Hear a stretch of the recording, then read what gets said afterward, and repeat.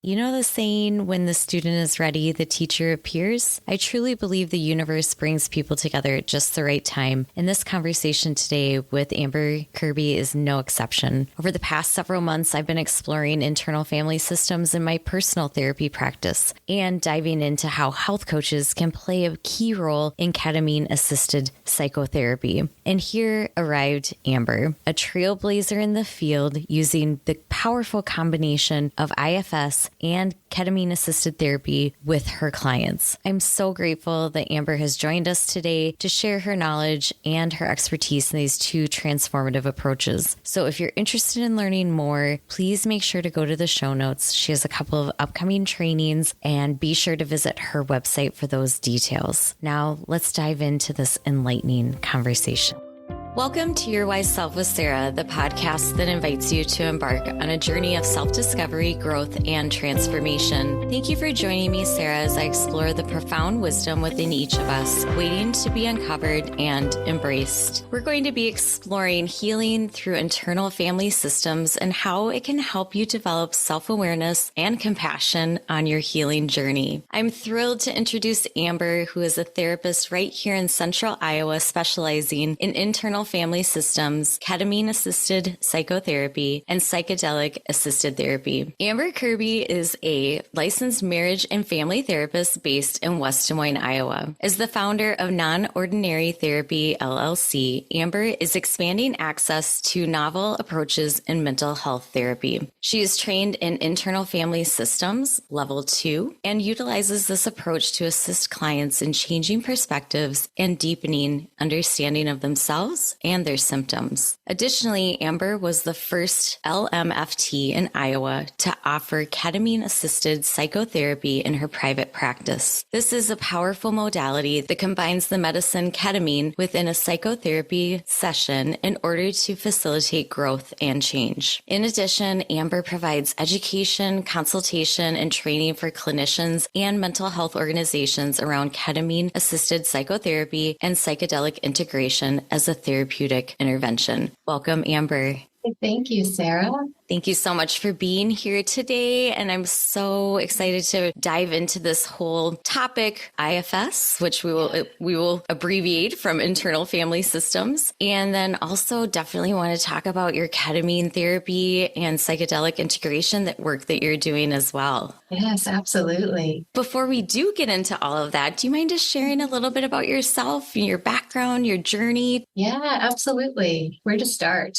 As I reflect on how on earth I even landed here, it's so essential to go back to the roots of why this all even began. You know, for me, I think one of the biggest pieces that prompted me to get into this field, really, this industry, was my curiosity about the system and about how individuals are being impacted by systems. I was doing a lot of work with teens and children, and from that, really built this passion to work with families. Because if I was going to have a teenage client wanting to make some sort of change, man, wouldn't it make a lot of sense if their parents understood what was happening and could support that? What other, data could I get from the family system in order to understand what was happening with my client and find a way for them to navigate this in a completely different way? So I think this curiosity and passion for systems work really fueled so much of my work, really, regardless of if I was working, with kids, if I was working in a school-based system, if I was working in a home-based system, or even in my private practice, being able to kind of pivot between whoever my clientele was and really always look at this greater systems approach. And so it was a couple of years ago that through this whole movement, it became so clear to me that internal family systems was exactly what I was looking for, which always makes me giggle because I remember learning about it in grad school and thinking, this approach sounds a little funky. I don't know how I'm supposed to explain that to people and if that would actually be useful. And so it began with a personal experience with IFS and having some guidance with that and some knowing for myself of what that language actually meant and experiencing the shifts that can happen that ignited my passion then for the training and saying, okay, this is what I want to offer. offer. This makes sense to me. I believe in it. And once I was in, I was in. It's basically the only approach that I utilize because it's so effective. And I don't always lean on some of the other ones in my previous training because, gosh, if those were working, my clients wouldn't be coming back with some of the same things. IFS just really seems to empower clients to have that compassionate understanding of themselves and what's going on, and they can continue that work, whether they're with me or, wherever their path takes them. Well, I'm a big fan of the model, and I think that it's amazing the progress you can make with somebody. I know personally, I've been working with my own therapist on IFS, and it's been super helpful. I'm curious, I want to know more about IFS, but I'm curious, do you primarily meet with people individually, or do you sometimes work with families as a whole? I'm not brave enough yet to do the family system. Most of my work is with individuals, but my level 2 training is for the couples dynamic, which is IFIO, intimacy from the inside out. Because as a marriage and family therapist, I thought, well, my goodness, this works really well individually. How can I impact relational work? And so I've been expanding my work more and more to be able to offer this dynamic in a couples session. And so as you can imagine, knowing what you already know about what IFS feels like, it can even feel a little crowded in my room when there's just 3 of us because of all of the dynamics that come into play when we're really trying to tune into what's going on for each individual and how it's impacting the relationship. That is amazing in terms of being able to work with people from a couple standpoint, because I think that more and more people seem to be more open to this opportunity to really dive in, even maybe before they get married, or maybe as they are exploring a more serious relationship, so that they can kind of work through all this stuff. I think that there's just such an awareness these days of what needs to be done to heal inner child wounds, like what you were referring to, our family systems and the way our parents grew up and their parents grew up. So there's just a big shift, I think, in terms of people wanting to explore therapy from the standpoint of coming into a relationship and perhaps maybe not always completely healed, because it's a process, right? Right. But in a healing place. Yeah. And I think I find too that the typical narrative is we're hurt in relationships, and we can also find healing in relationships. And so there really is kind of a limit to how much healing and growth we can do individually. We are social creatures. We are meant to be in relationships with one another. And if you're a human in this world, you also know how difficult relationships are with other humans. And so it's really this ability to take wherever people are at with whatever they have going on. And how do we just encourage people to tune in to what's going on with themselves and also begin to have different conversations about what's happening, that expectation that people have to be like whole or healed before they can enter into a relationship, like good luck. Right. I don't know that that's really where we're headed,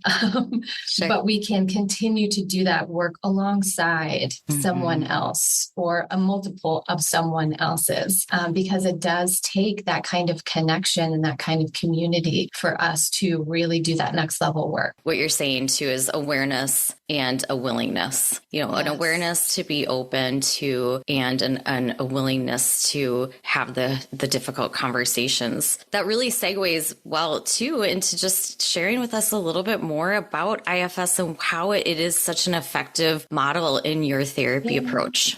Ooh, IFS is always a tricky one to explain.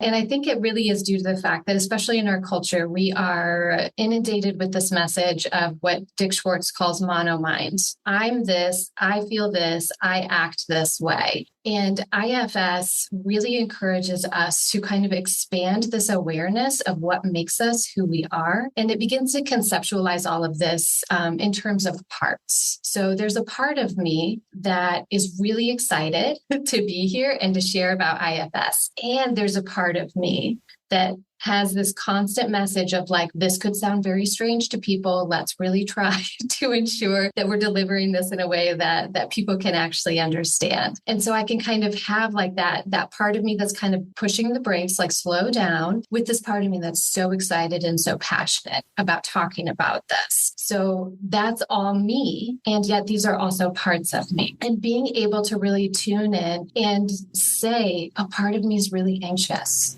there's a critical voice happening in here. It gives us a lot of space from whatever is happening to truly be more present with what is happening. So instead of attaching our identity to one thing, one aspect of our personality, one urge, one behavioral pattern, it really allows us to expand and say, wow, yeah, you know what? Sometimes it's like this for me. And then other times it's like this for me. And all of that is still me, which is just a beautiful way to begin to navigate what it's like to be human, what it's like to have all these thoughts and all these emotions and all these behavioral patterns and all these relational dynamics, a way that gives us space to pivot if we want to pivot, and to just fully understand more of what's going on within us and in our relational dynamics. Does it also take people back into their childhoods and patterns that may have started in that time? Can you expand a little bit more on maybe how that shows up for people with those parts? Richard Schwartz is the primary developer of IFS. And so he has worked really hard to kind of categorize some of the different parts that we have within our system so we can better understand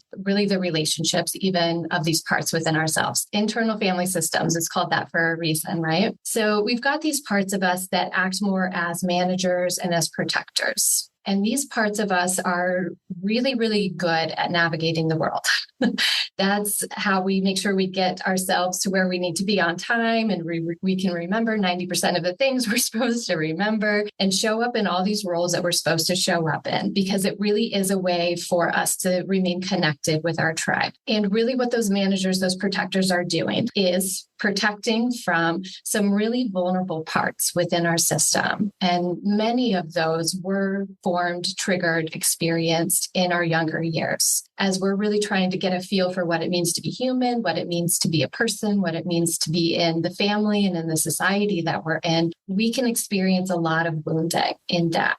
And if we don't have presence in adults, a mentor to really step into those tricky situations as a child, we begin to absorb a message about ourselves. And a lot of times it's about worth and value. Am I good enough? Am I too much? Is this okay? And is this not okay? Am I broken or am I whole? What's going on here? And so because that is so painful, especially in our early years, we have these protective parts of us that then step up and say, ooh, we're not going to feel that again. I never want to think I'm not good enough. Usher in perfectionist. Yes. Usher in workaholic. I need to make sure that I am doing enough so that that one never feels that way again. But essentially what happens within our systems is that it gets exiled. Even though the protector is really doing something beautiful to try to keep the pain at bay, this poor part of us is still holding this message and saying, yeah, but I still have this experience. I don't know what to do with this. I don't know how to even navigate with this. So, the basic premise of IFS is to be able to build this connection from our deeper self, which is kind of who we are under all of our parts. It's this part of us that is able to interact with all the dynamics that makes you you in a very compassionate, non-judgmental way, so that we can really validate, oh, well, no wonder perfectionist is up and running. I see you. I hear you. What do you need? And once that trust is built, we can begin to go into these really vulnerable parts and say, okay, well, gosh, what would it be like if this one could lay down her burdens? Then perfectionist, what do you want to do with that? Maybe you don't have to work so hard. Maybe you want to do something different. And it just creates an entirely different dynamic within our system where our parts of us are not going anywhere. There's nothing inherently wrong with what's going on. When we can really, really root down into the wisdom of what's happening, it becomes this idea of just being more authentic.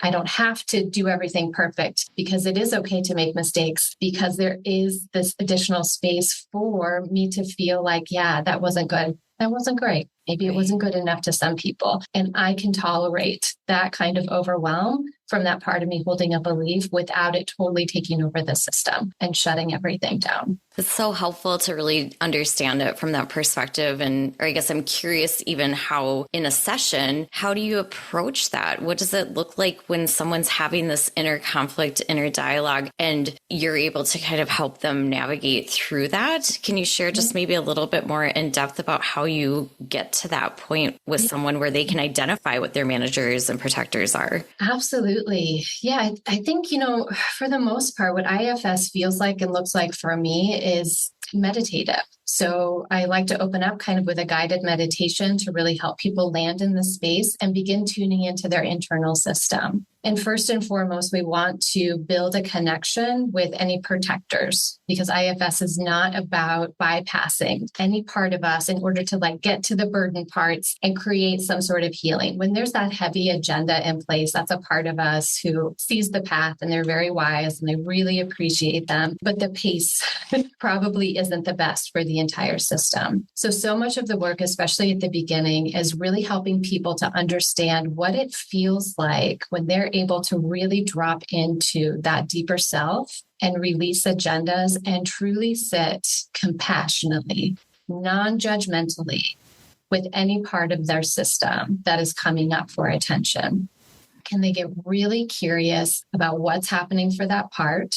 What is it doing? What does it want me to know? When did you start doing this? What are you worried will happen if you don't do this? And then that begins to reveal more and more about the patterns within our system. No wonder perfectionists work so hard if there's this little one who believes that she's not good enough. And so how dare I go in and say, listen, perfectionist, you can't do this anymore, because that feels earth-shattering to her. If not good enough gets activated, it could really take down the whole system. So it's just essential that we begin to build this trust without an agenda to truly understand and validate what is happening within our system. And then we begin to move towards that healing process of, in IFS, it's called unburdening, being able to go to these really vulnerable parts who are holding these really hard things, helping them to be seen and validated and heard and held, listen to what needs to happen there, and just really allow that to organically occur. And it's just a phenomenal shift to be able to see that in my client systems. I know what that feels like personally. That's happened so many times in my own work, and just how much lighter and freer and really more authentic people feel, because they have this deeper knowing that it's like, yeah, not good enough is she's in there, and yet she's cared for and she's safe. And that's okay. Yeah. It really is okay for her to have those worries of yeah, that person though didn't find it valuable. Yeah, they didn't. That's okay. Yeah. We can be here. It's really more about these parts of us feeling like they don't have to do this job on their own, that there is this deeper presence of who we actually are that says, yeah, of course. Yeah. Oh, you need that checklist. I get it. Yeah, let's do the checklist. Right. That's important. So it really doesn't have this agenda of we have to show up in this different way. All of a sudden we're going to be healed and it's going to be rainbows and sunshine and I'm going to be this higher version of myself, because you're still human. And so we're still going to have to navigate all the tricky emotions and behaviors and thought patterns and relational dynamics. But can I do it from a space where it feels so much more connected and expansive in my system? So when someone comes to therapy, oftentimes the question could be, what's wrong with me?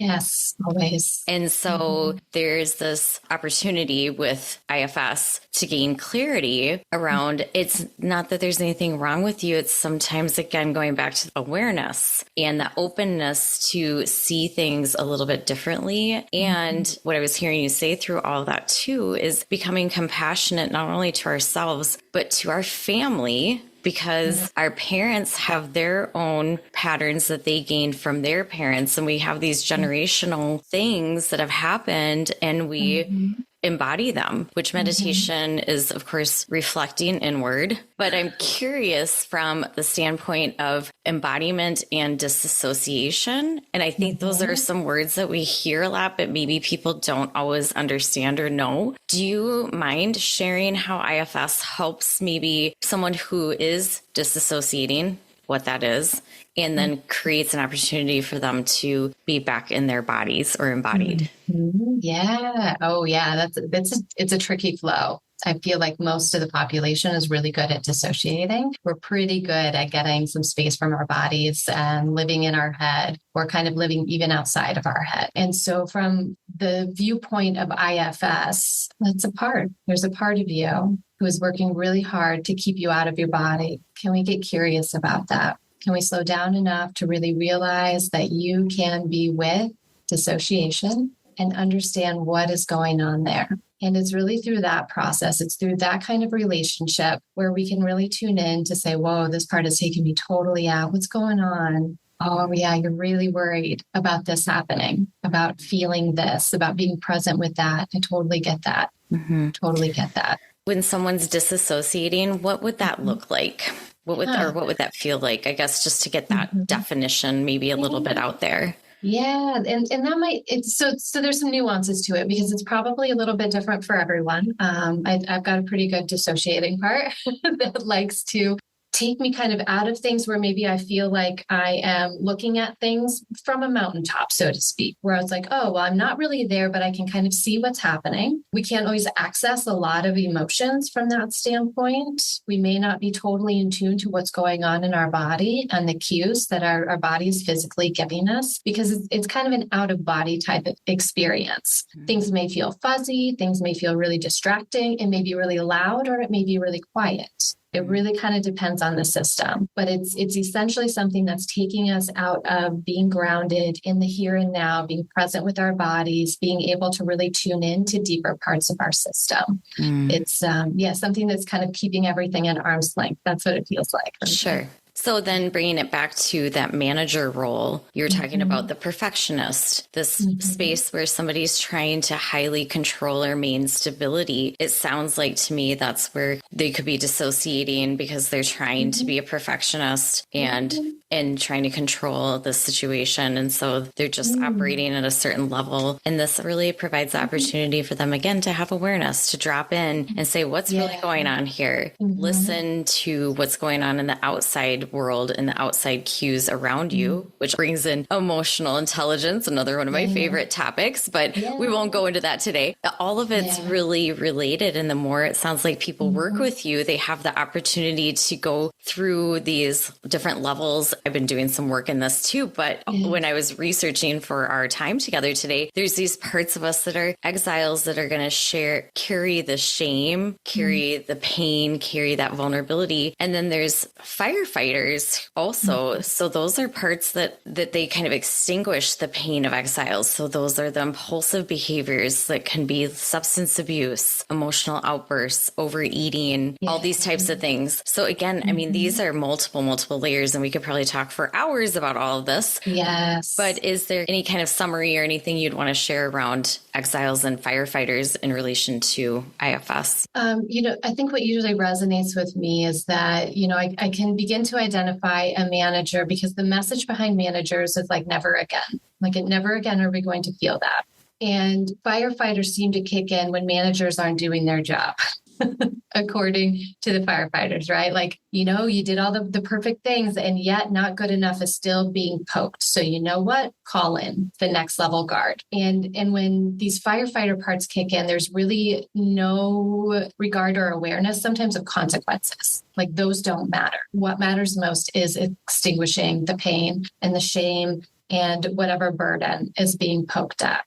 So it's almost like there's a little bit of flexibility within the managers that kind of can understand. They're like, yep, I know. And by the time we hit firefighters, they're like, it doesn't matter. It really doesn't matter. We're going to continue doing that and managing it this way because it's not helpful. Something else I want to just briefly touch on is this idea of dissociation within IFS and how, and maybe it's just me too. So I'd be very curious from other practitioners. It feels like for me, dissociation is a part of me that does bring me out of my system. When my thoughts and behaviors are reflecting a really significant part of me, though, within IFS, we call that blending. So it's not as though it's the same as dissociation all the time. Okay. When I'm fully blended with a part, I believe that is me. It believes that it is me and that this is exactly what we're supposed to be doing. And so a lot of IFS work is about really tuning into, like, does it feel like there's an agenda here? Does it feel like there's a part up and active? How close is it? How intense is it in or around your body? And can we get some space so that we can really get to know that part? Dick Schwartz talks a lot about it being like a garlic clove, which is so beneficial for me. me to kind of begin to see clusters and just how everything's fitting within my system. So for me personally, it feels like dissociation is a part. And when I'm blended with a part, that doesn't feel like it's always dissociation. It can still be even a part that is so somatically based. If I can't get past like this pain or this sensation in my body, I could be still blended with a part and be embodied, but being kind of hijacked, so to speak, versus having that space to realize like, wow, there's this thing going on. What is that? What's happening here? Can I tune in? Because it is, I think it's just a fluctuation of being human. We are in and out of our bodies all the time. Sometimes we spend a lot of time up in our head and other times we spend a lot of time in our body, and finding that balance is so essential. That's a great way to look at it. And I really like the analogy of the garlic clove too, because it does help to view us as we're a whole. The analogy of being in parts. Yes, absolutely. Yeah. I think that this has been super helpful to understand IFS at a different, deeper level, and also understand how it can be used in therapy, understand how it can be helpful for individuals and couples. Maybe shift into talking a little bit more about your other aspects of your practice. I was drawn to the work with ketamine-assisted therapy and psychedelic-assisted therapy because of the experience with IFS. There are so many facets that can feel intersective in both of those treatments, which is phenomenal from my standpoint because it's two passions that I get to actually work with within the office. In the work specifically with ketamine, so many people spontaneously will go into parts work, whether they have a basis of understanding of IFS or not. So it seems to be just a very organic modality to work with. And it's also a medicine that creates some spaciousness within our systems so that we can begin to get to know that deeper sense of self and who I actually am versus like, this is something that's happening for me. This is a burden that I'm carrying. This is a behavior that's going on. This is an emotion that's lodged in my body. How do I begin to work with that without it becoming so intense and so blending that we just begin to think that like that is just me. So it really is a perfect complement to be able to kind of integrate that framework of IFS and really normalize it within ketamine-assisted therapy and psychedelic experiences.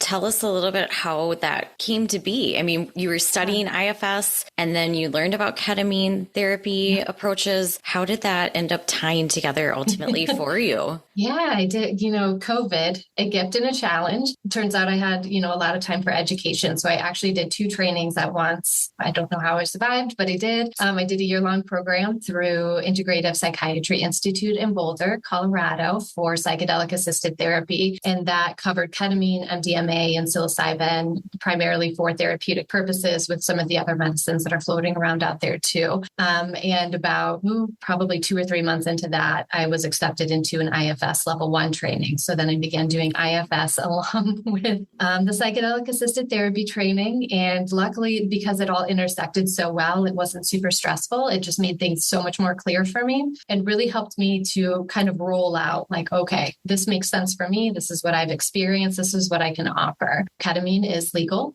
in the United States, and we're in Iowa. So that is the only medicine that we can legally work with within the framework of the therapeutic context. And so it was through my training, my experience with the medicine, my experience with IFS that led me to land back home and look around and say, okay, what's going on here in Iowa? And a couple of years ago, what was going on was a handful of clinics that were working with high doses as a medical procedure. So really, really effective for symptom reduction, but it's not therapy. And that's okay. They're medical professionals. They're not therapists. So they're doing a great job with what they've got going on. But it seemed like we were really missing this therapeutic component. And we had no other therapists in the state of Iowa who were working with it within their practice. I said, let's do this. Let's figure out how to do this thing. So it really led me to develop a program essentially where people are coming in. They don't have to be long-term clients of mine. I really want them to already be connected with a therapist, but I'm also not out here trying to throw up any more obstacles to treatment. And so people are coming in and working with the medicine for 6 to 8 weeks and doing a lot of integration work in between, which could be meeting with a therapist, going to a yoga class, meeting with a coach, doing breath work, going to sound healing, walking in the woods. I mean, it's really encouraging people to kind of slow down and continue to do this deeper work that was prompted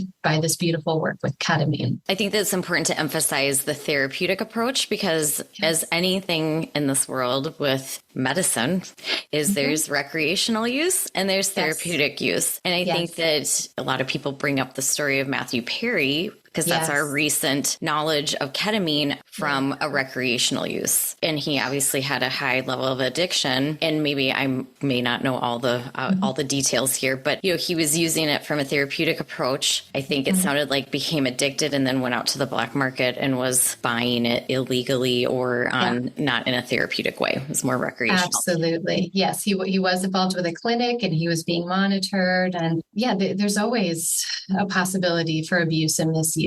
And so he began to, outsource that and experience more at home and had quite a few dosings, but it wasn't happening with any medical monitoring. There wasn't obviously a high safety plan in place where he was left alone with a very highly dissociative dose. And of course, that can be incredibly dangerous. I haven't received a lot of pushback in my own practice because I'm not working with those kinds of doses. Anyone who's coming in my office to work with these doses are working at a very low to moderate dose where they still know where their body is. They can still walk down the hallway to use the restroom and they can still really participate in a therapeutic conversation. So it's called psycholytic therapy. It's not psychedelic therapy. People aren't just taking high doses and blending into the universe and then landing back in my office. They've always got kind of one foot on the ground here. And, it doesn't mean that the mystical experiences and the more highly dissociative experiences don't happen in here because they do. But the focus is really on equipping people to navigate the shift, to really understand what's happening within their system and to be able to work with the content that's coming up. And it's very typical by the end of our protocol that people are having more of what I would call a self-led journey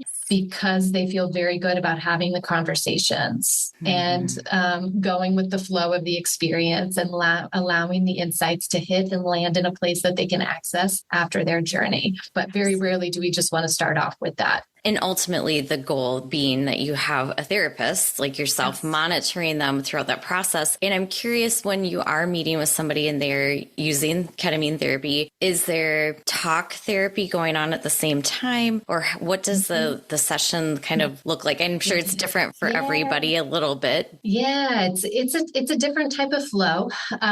Typically when people are coming in, there can be a lot of therapeutic work before they even self-administer the medicine, which is very much just like a regular therapy session. Other people, it's like, I just need to land here and have a little bit of conversation and then go into work with the medicine. And so depending on the dose, it can feel a little bit more like a therapy session, yet it's quite different because of the altered state. So conversations aren't quite as linear.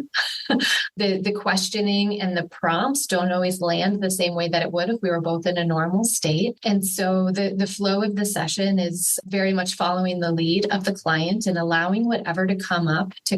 And we explore that. And we have our couple anchoring points. We talk about intention. So we kind of have this agreed upon direction that we pointed the vehicle in, while also just allowing whatever to come up. And we will just treat that as though it is wise because it's coming up for a reason. And then that allows us to begin to connect the dots. So most of the time, my role with the psycholytic therapy has a lot to do with just gentle questions and invitations and some prompts to allow people to kind of lean into certain things, get curious about something, see what else is coming up, notice what their body's feeling like, notice if there's anything else happening in or around them that they want to just be aware of, and completely just following their lead. Plenty of times I'll ask something and it just lands flat. And then all of a sudden someone's talking about something completely different. And it's totally fine. And what I've heard you say and the little bit that I know about it is that it's expanding space. It's providing the opportunity. Would it be fair to say that people go from maybe feeling a little bit stuck in a space, whether that's physically stuck, emotionally stuck, mentally stuck, and it expands and opens up space for them in those areas? Yeah, it's quite common. It's a dissociative anesthetic, which is so interesting that we are using a dissociative in order to facilitate healing. But what I'm really noticing about the dissociative aspect of this medicine is that it's not a way to disconnect. It's a way to get some space. so that we can reconnect. We can extend some curiosity to what's really happening, still be present with what's going on, but just not be so blended or overwhelmed with what's happening. And so that can open up a different perspective about things, a different understanding. Some new solutions sometimes pop up where people are like, oh gosh, I didn't think about it that way. Of course, I could make that kind of shift, and that would help this. So it is quite common that people feel like they're spinning their wheels, and then they're able to find some traction in a way that actually is resonating.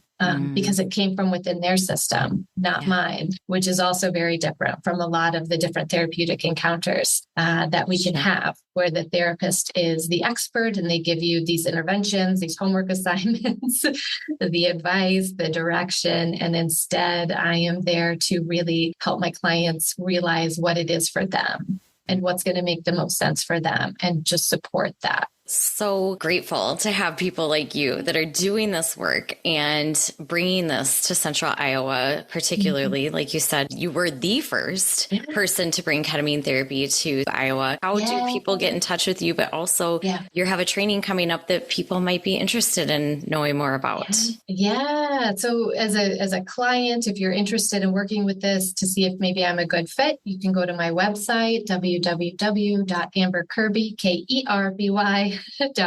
And there's a whole area specific for ketamine-assisted therapy that walks you through what it is and what the protocol is, how to get on the wait list. There is a constant wait list for this type of treatment. As you can imagine, there's just not a lot of us doing it. There's a couple more who are coming up to offer these services. So I'm thrilled to be able to have some referrals. And so as a professional, if you are interested in this, I actually have 2 events coming up. November 1st, I have a workshop for professionals to come in and really learn about ketamine-assisted therapy, what's happening in the clinics, what happens with these lower doses for the professionals who are working with that, and also talking a lot about integration. So even if clinicians aren't quite sure that they want to work directly with ketamine, they have clients who are either working with another therapist or who have experience in the clinics. And how do you really help your client dig into what that experience was about, where the insights were, and how to deepen what on earth happened and how that shifted. And that's so essential for us as therapists or mental health professionals to really connect with our clients about that, to normalize it, to validate it, and to really help them root down in that was really important for you. And it's important that you then take that the next step further. And that's exactly what we're here for, is to help our clients grow and heal. The workshop also has an experiential component for those that qualify. And it's one of my favorite things to be able to sit with my peers, my colleagues, and lead an experience where they get to know professionally and personally what the protocol is like, what the medicine is like, and what it feels like within their system. And it creates an entirely different aha for everyone who then is working with clients that have ketamine experiences. To have your client come in and say, this is what it was like, and then to know, like, yeah, that echoes. Yeah. I know those words don't do it justice, but it creates just a deeper connection for us with our clients, which is phenomenal. I mean, so much of our work has less to do with the interventions and more about the therapeutic relationship. So why wouldn't I want to deepen that with my clients? So that's coming up November 1st. Thrilled about that. It's always my favorite. And then in January, I am actually launching a certification training. It's going to be 10 weeks long, also with an experiential, because it is so necessary in the state of Iowa that we train and equip more mental health practitioners to provide this kind of service for their clients. I love collaborating. I love working with other therapists who say, I'm going to send my client to you, work with them for 8 weeks. And that's so beneficial. And almost every time I'm thinking, how much deeper could this client go if they already had this established relationship with a therapist and were able to integrate more of this ketamine work with their existing practitioner who they've had for maybe years, right? Right. So it's time. It's time that we create this this little ketamine-assisted therapy army here.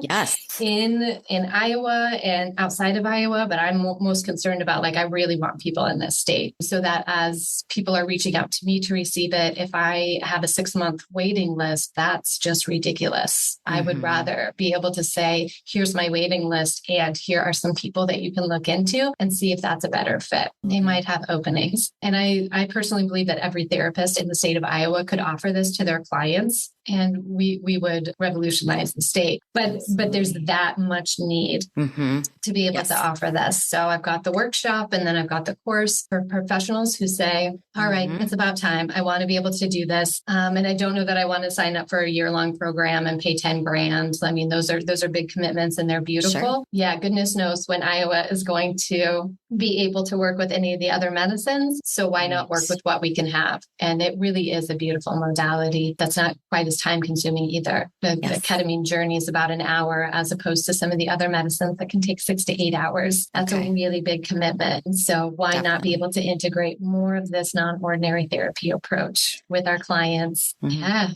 within our community?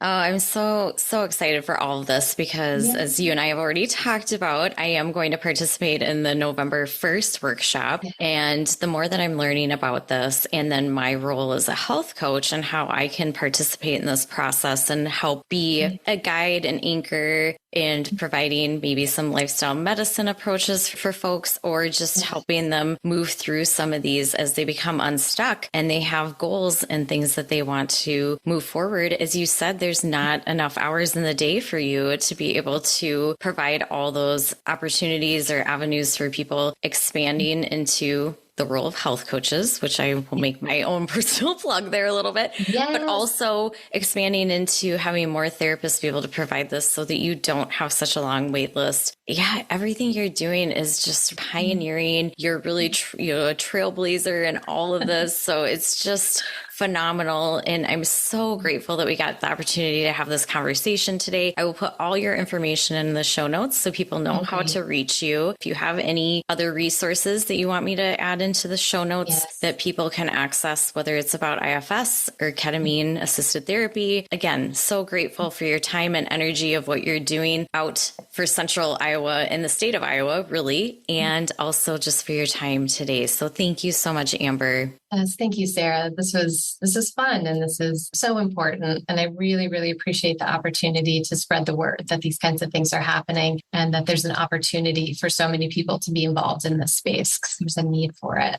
Yeah, it's going to be monumental, powerful. It's going to provide so much help for so many people. So thank you. Yeah, thank you.